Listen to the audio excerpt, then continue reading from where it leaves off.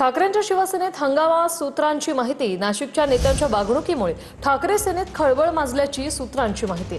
नाशिकचे नेते अनिल कदमांनी मातोश्रीशी चर्चा करूनही फॉर्म भरला नाही असं सूत्रांमार्फत कळतंय, तर वसंत गीतेंनी फॉर्म घेऊनही फॉर्म भरला नाही अशी माहिती सूत्रांची। विधान परिषद निवडणुकीसाठी अर्ज भरण्यावरून नाशिकच्या नेत्यांच्या वागणुकीमुळे ठाकरेंच्या शिवसेनेत खळबळ उडाली असल्याची सूत्रांची माहिती आहे। नाशिकचे नेते अनिल कदमांनी मातोश्रीशी चर्चा करूनही फॉर्म भरला नसल्याची माहिती सूत्रांनी दिली आहे, तर दुसरीकडे वसंत गीतेंनी फॉर्म घेऊनही उमेदवारी अर्ज दाखल केला नसल्याची सूत्रांची माहिती आहे। या प्रकरणी संध्याकाळी नाशिकमध्ये ठाकरेंच्या शिवसेनेनं पत्रकार परिषद घेत स्पष्टीकरण दिलंय। घोडे बाजारात सहभागी व्हायचं नव्हतं म्हणून फॉर्म भरला नसल्याचं नाशिकचे संपर्क प्रमुख रवींद्र मिर्लेकरांनी स्पष्ट केलंय।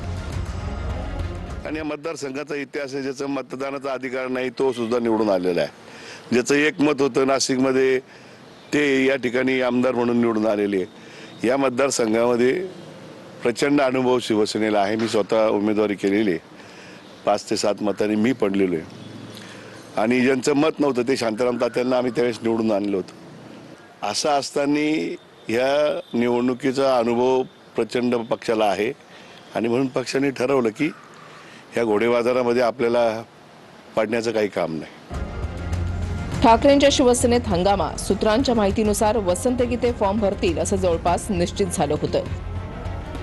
अनिल कदम देखील उमेदवारी अर्ज भरण्याच्या तयारीत होते। अखेर नाशिकमध्ये ठाकरेंच्या कोणत्याच उमेदवारानं फॉर्म भरला नाही।